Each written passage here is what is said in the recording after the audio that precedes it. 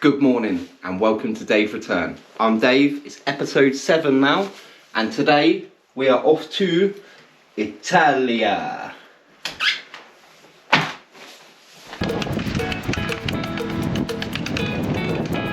What are you going to do today?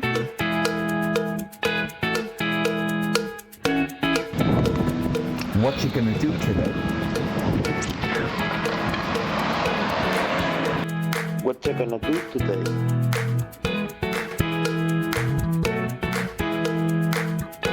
Can I get one Daye's Return, please? Yes guys, so we're back at London Stansted Airport, the closest airport to my home, and the most convenient one I think as well, and the best one, and where I can cycle to.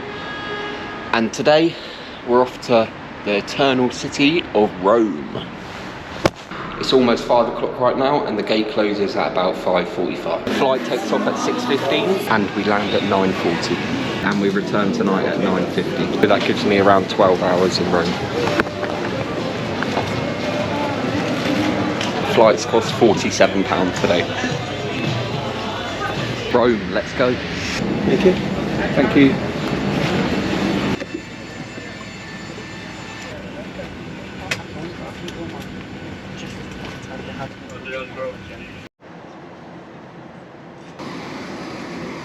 Flight took 2.5 hours. A few desks and stuff you can use to help yourself get into town. We're going to avoid that, go straight outside. So there's a timetable just here of everything.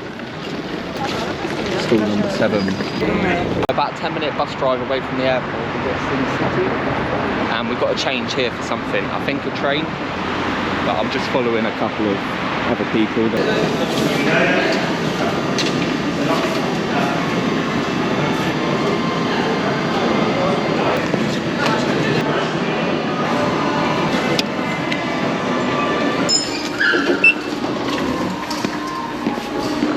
Alright then guys, so we're in the underground and we're taking the left staircase down and that will take us into Rome. Right, let me show you the Rome metro.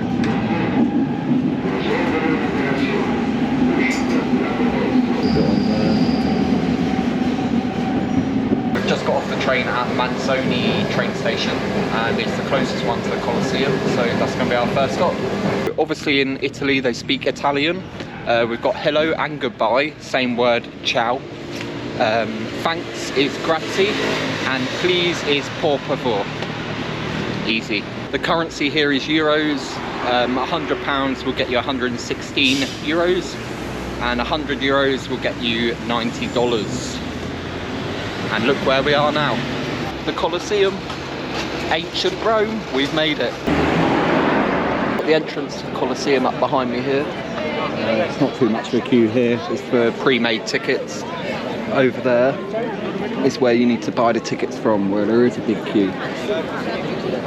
But if you're prepared, you buy it online before you come.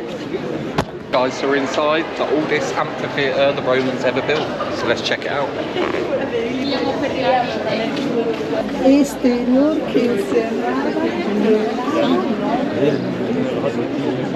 So the Coliseum was constructed in 70 AD by Emperor Vespasian. It took about 10 years to be built and it's stood ever since. There was one earthquake that almost took it down, took part of it down, but it's still here.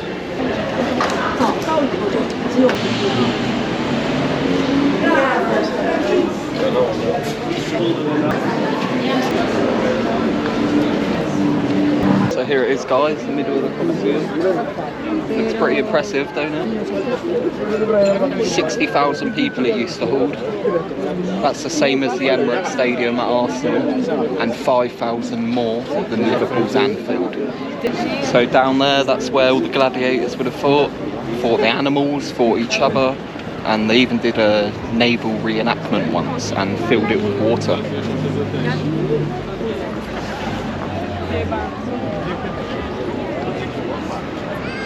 Imagine 60,000 people here cheering on someone to kill another person.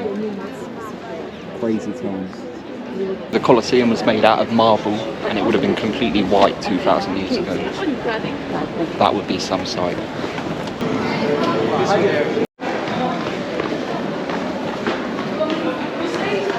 Right at the exit to the Coliseum, so you can fill up your water bottles as well. So a really nice experience of the Coliseum there. Really glad I've done it. Obviously you've got to, probably the main attraction in Europe maybe, if, you know, definitely in Italy. Look at the state of this queue. We're going into the Roman Forum now. So just have a look at the queue for the entrance on this side. It's just no one here. So we're in the Roman Forum now. Plenty of places to fill your water up here in Rome, so stay hydrated. Right, so I've just walked up Palatine Hill. We're at the top now and we're going to have a little look round. Really steep. And there's a lot of walking to do when you're in Rome, so wear comfy shoes. Don't bring loads of jumpers like I did. I'm in the Flavian Palace area here. And we've got the Palatine Stadium down there.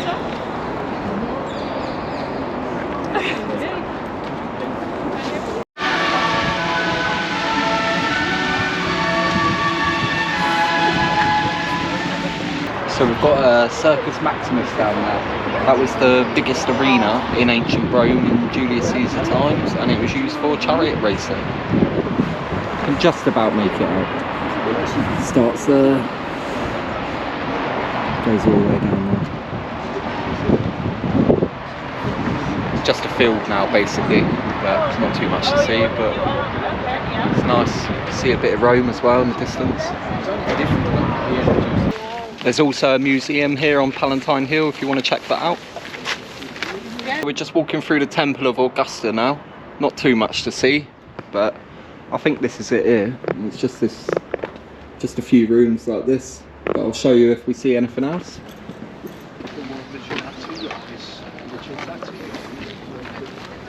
We're just walking through the gardens now. Looks right. Orange tree. We've got the Roman Forum down here. Roman Forum was the old town. It started at that arch and ended at that arch.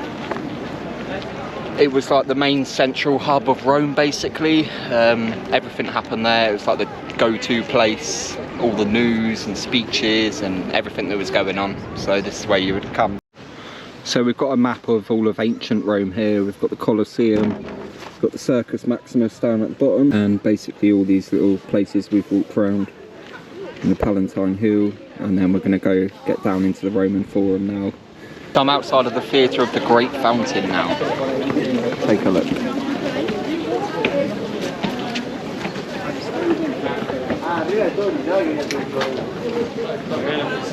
So this is where Caesar would have stood to give his motivational speeches to the ancient city. So that's where we just were. So imagine looking up there and seeing the man Julius Caesar telling us what to do, telling us to pay our taxes.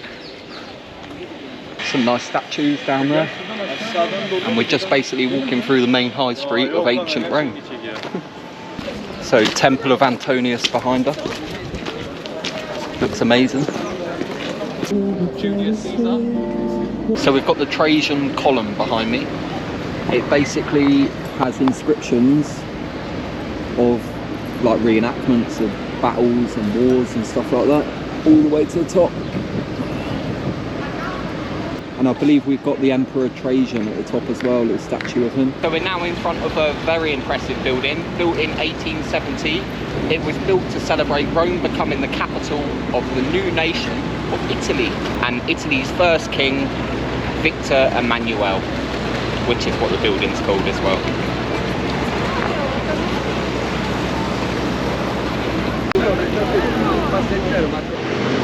So there's literally temples and old ruins on like every corner. So we've got another amphitheatre here behind me. It's basically used as a theatre now. A nice little view behind me. And we've also got the Mouth of Truth in that building there. So check that out if you're here. So we're just walking across this bridge here on the River Tiber. and it's basically a little island in the middle of the river. It's a hospital. Bit of a weird place to put a hospital if you ask me, but if you're not born in this hospital, you're not officially Roman apparently.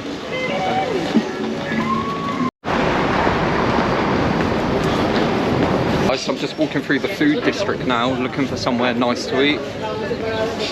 Everything looks pretty good, to be fair. Not sure whether to have some pizza, pasta. Food's here. I've ordered the dish of Rome, carbonara. Take a look.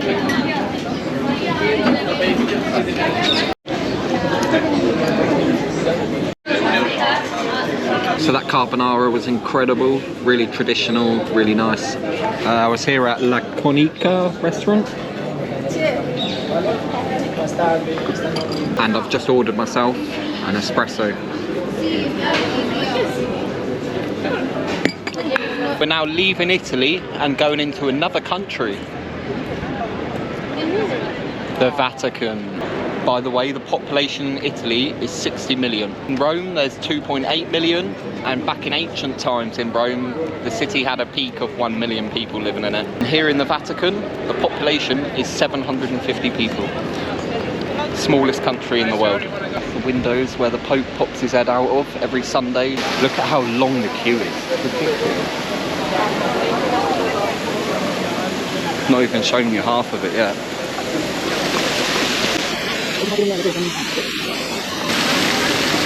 So St. Peter's Basilica, biggest church in the world, and Italy has the most churches on the planet, 900 altogether. It took 120 years to build, starting in 1506 and ending in 1626. Michelangelo was one of the architects that helped build it. So Emperor Constantine built a church in this place about 2,000 years ago, and that was the original one, and this one was put on top of it. And St. Peter was killed here by Emperor Nero. They found his remains under the altar, and once the Pope hung him out the window and basically showed everyone, I'm sure not hung out the window, but you know what I mean. Very impressive. It's just a shame about the queue. It's literally longer than the columns. It goes all the way around. But maybe if it was a football stadium I'd queue up. But so I don't know how well you can see behind me. There's like a massive wall. It goes from the Vatican all the way to this castle that we're walking to now.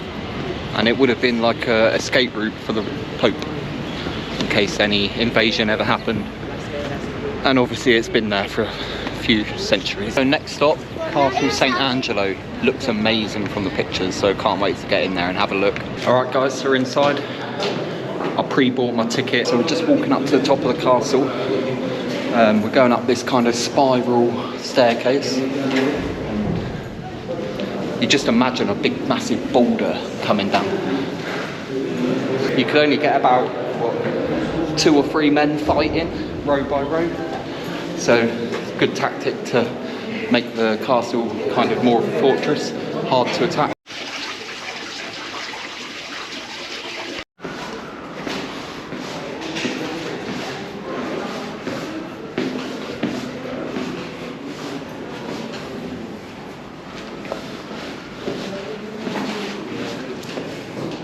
So more steps to climb up.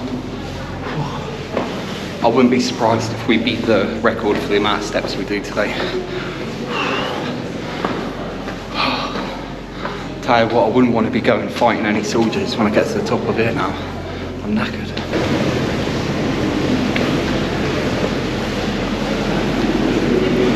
Check out the size of this sword, it's massive. It's almost as big as me. It's got to be 5 foot.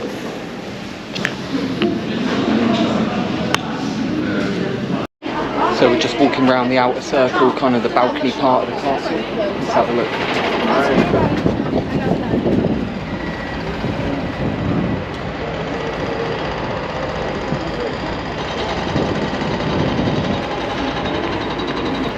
So pretty nice view. You can see the basilica in the distance. Shame we couldn't see it from inside. There's also a restaurant up here where you can get some nice traditional Italian food as well.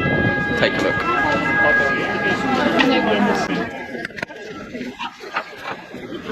More stairs.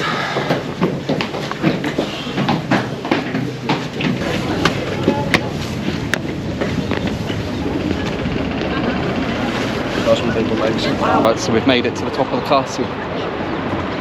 Check out the views. Basilica. More of Rome. So we've got the Victor Emmanuel building over there. And look at all the domes you can see. Amazing. And we've got the angel statue behind me, where the Pope had his vision. There we go, that's a good view of the bridge. So there's a secret passage in this castle underground which links here to the Vatican. And Pope Francis used it in the siege of Rome once. So I think that was in the 16th century. Really is like a maze, this castle. Like some castles you come to, you think, oh, maybe me and my mates can have a go at like attacking it and taking it. But I'll tell you now, you could have 20,000 men attack, and I reckon you could hold it with 20. It's like a maze, and everywhere's narrow, really well designed. Let me show you this spiral staircase in fast mode.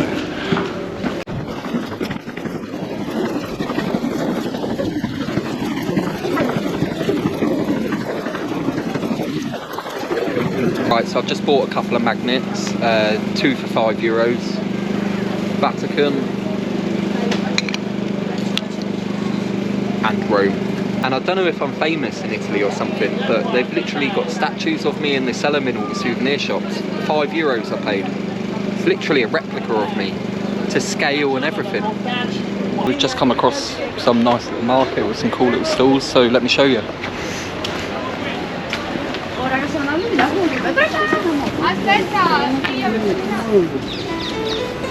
Stanno andando.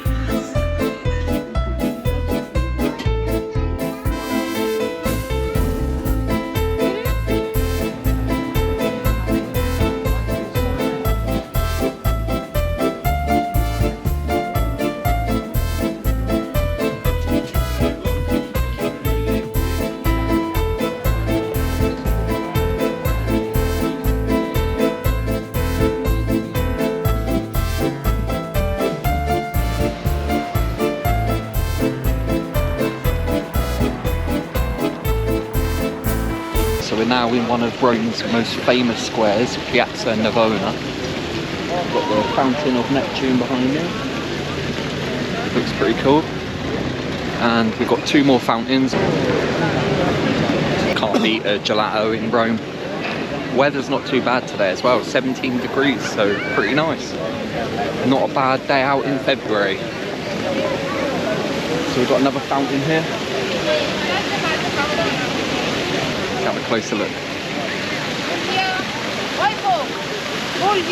Poi le castagne.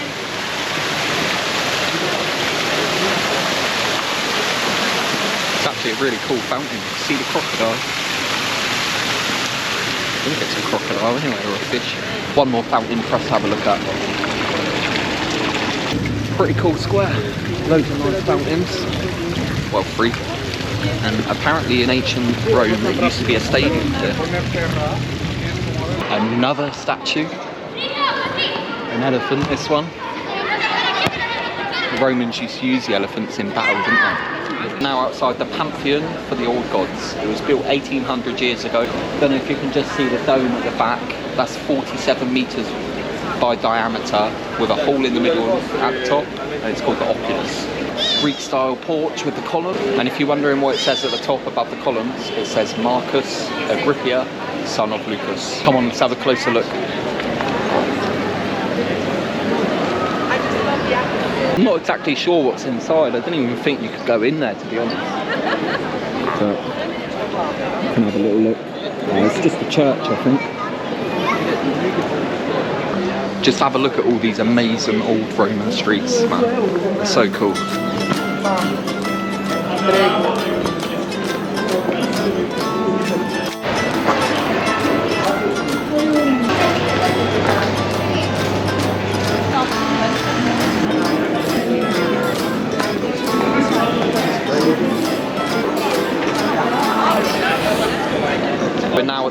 steps, church at the top. That's called Trinita dei Monti. It's actually a French church, but the steps aren't actually Spanish, which is surprising, I suppose. But the square is Spanish. Got a pretty cool fountain here. Resembles a boat with two suns on. Pretty nice. Right, so I think we should climb the steps a little bit. So let's go. Right, so I've walked halfway up. I think that's enough. My legs are killing today. I need to get more sleep before these trips, seriously. Doing it on like 3-4 hours sleep. We've got another nice monument at the top. The church looks nice. And what a view of the street down there. What an amazing city Rome is.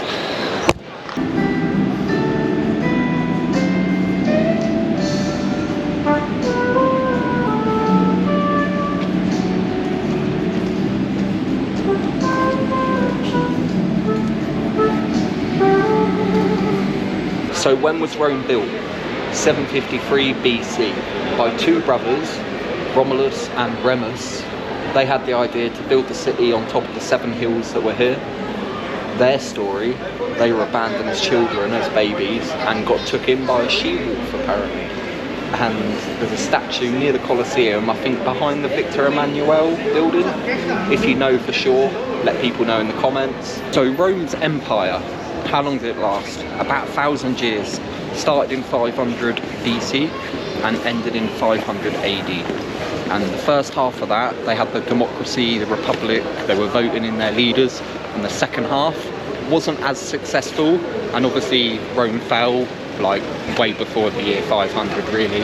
That was obviously when they were ruled by emperors. We're now at the Trevi Fountain, the oldest fountain in Rome, still functioning today. Over 2,000 years of water has been coming from it, and it comes from a valley about 13 kilometers away outside the city, so it's pretty impressive. So what we need to do is we need to throw a coin in there to ensure our return to Rome.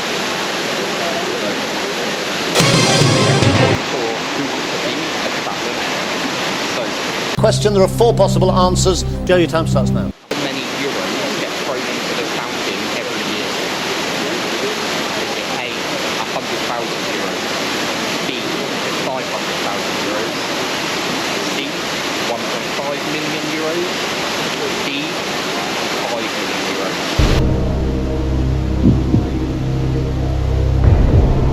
The correct answer is C, 1.5 million euros, and that's got to be the best touring track, money-making tool I've ever seen. And it goes all the way back to the Roman times. It's a really nice fountain, take a look.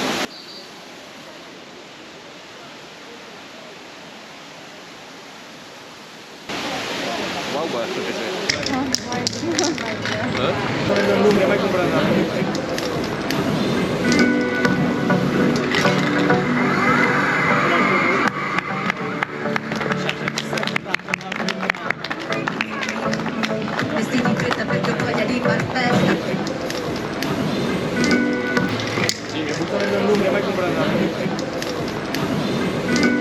Just about to go and get some dinner now.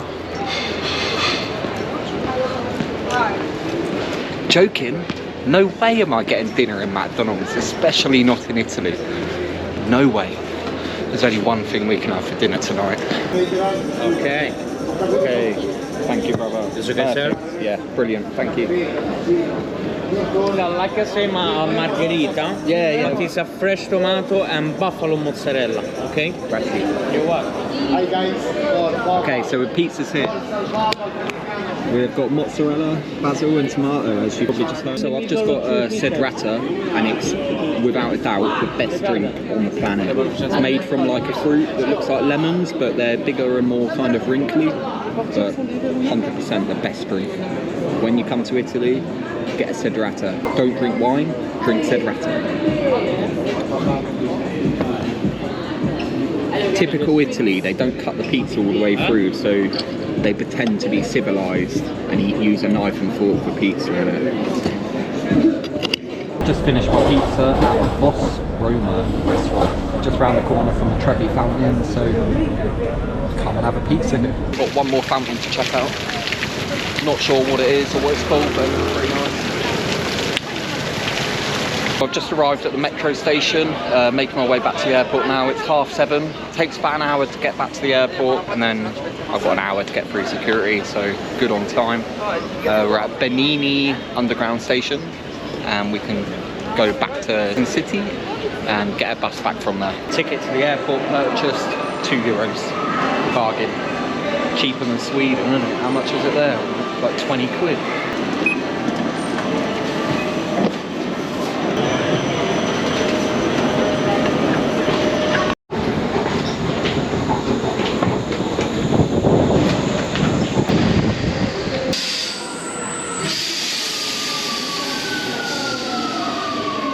Coming into Sin City now, and that's where we're going to get the bus to the airport.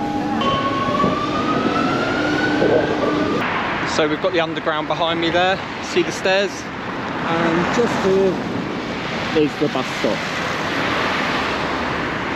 I believe the bus we need is number 520, and it comes like every 30 minutes, I think. Should be one here in a few minutes.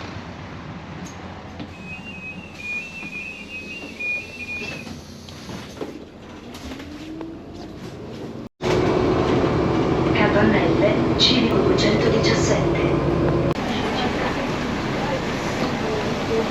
Okay, so we're back at the airport. We've made it.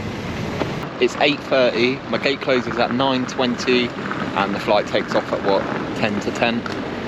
We're 1 hour ahead of England here, by the way, in Italy. Right, so what do we give Rome out of 10?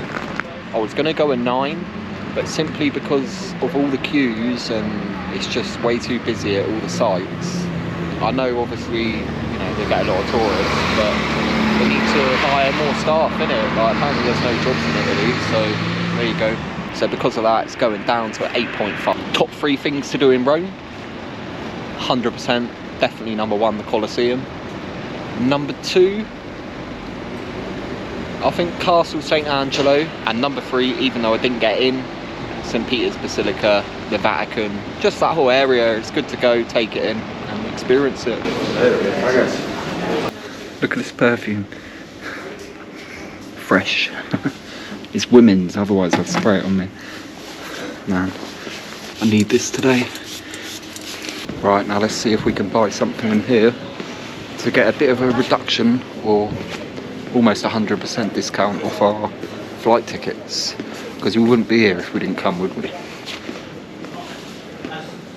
You know, so if we can find something that saves some money, things that I might buy in England, for example. So how much does it cost for this day out to Rome today?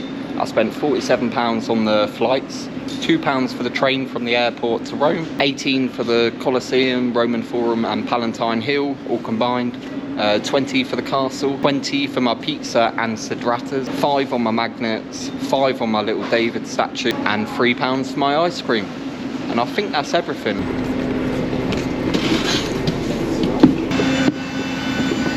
Yes guys, we've got the whole road and one over there as well. See you in London.